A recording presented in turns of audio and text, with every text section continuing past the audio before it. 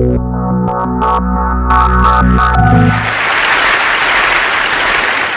would like to ask you some questions. How often do you go to see art exhibition in a month? Raise your hand if it's once a month. Okay. How about 3 times a month? Oh, much lesser. So as an artist, I often invite my friends and my family to my exhibition. And very often, I get the response that art, or maybe just my art, is too difficult for them to understand. There was a time when a friend came to see me at my exhibition, and he said that he wanted me to make him a beautiful painting for his new house. But then he said that it has to be very, very beautiful and artistic. But then he said that he doesn't understand the work I am exhibiting. And when I asked him to read the text of it, he refused. What he said was, "Oh, no, I don't want to read. I wouldn't understand anyway." And that was so confusing to me. Because if you don't want to understand my art, why do you want to buy my painting? And then as an organizer, I have organized several exhibitions to see that besides artists, artist friends, families, and some foreigners, not many people come. Therefore, there is a gap between fine art and audience here. People tend to give up on art when they don't get the meaning of it at the first glance, especially if the work of art, does not represent the reality that really exists for everyone in common. People don't see why they should come to exhibitions.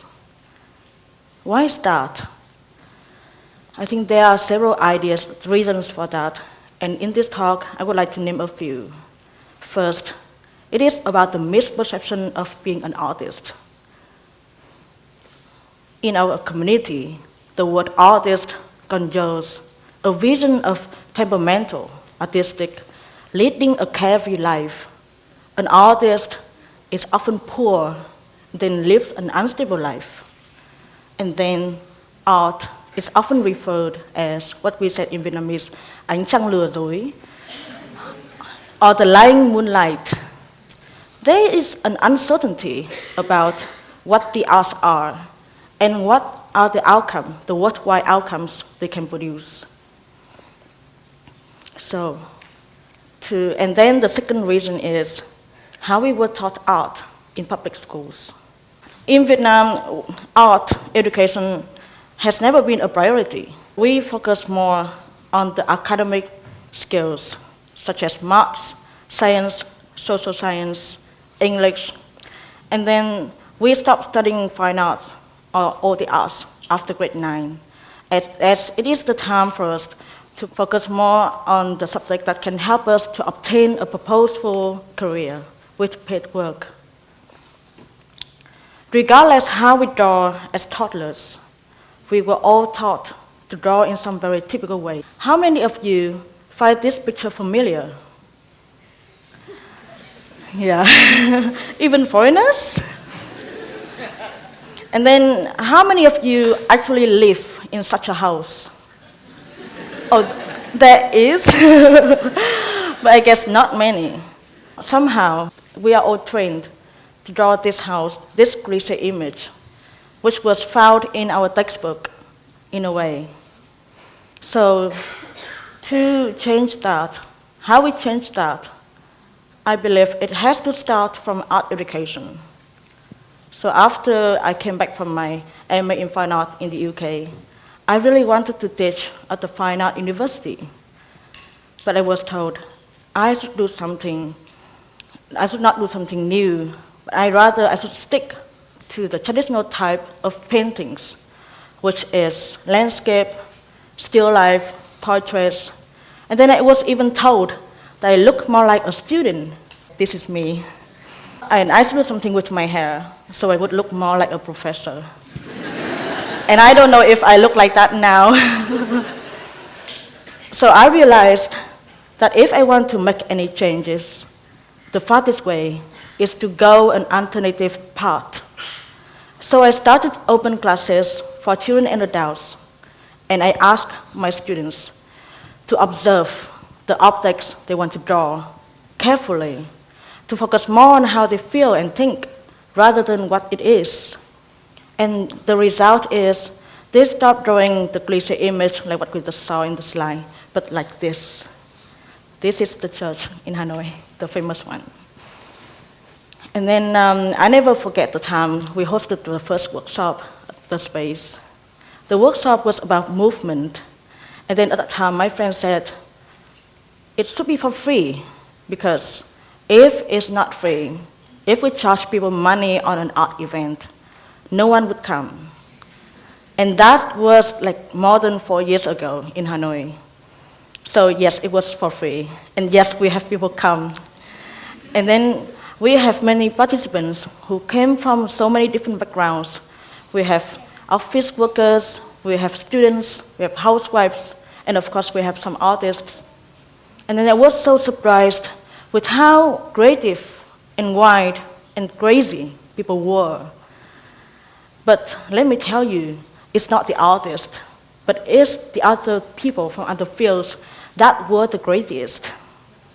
And that's when I realized, when you give people a space, a free space to express themselves without any skill required, people express themselves more than they ever did, and more than they ever even imagined.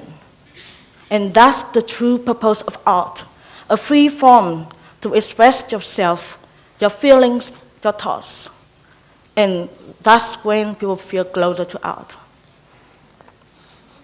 So after the success of the first workshop, I think I can say that it's the best way, the best method to bring more people to art.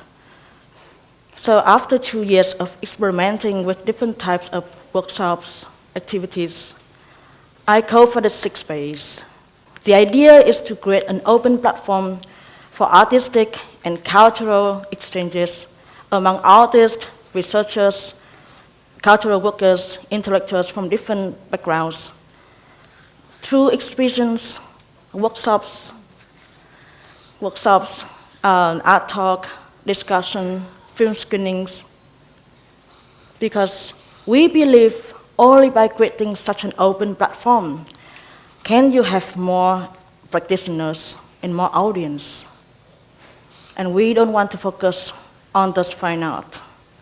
We also work on cultural projects, such as the Artist and Artisan project.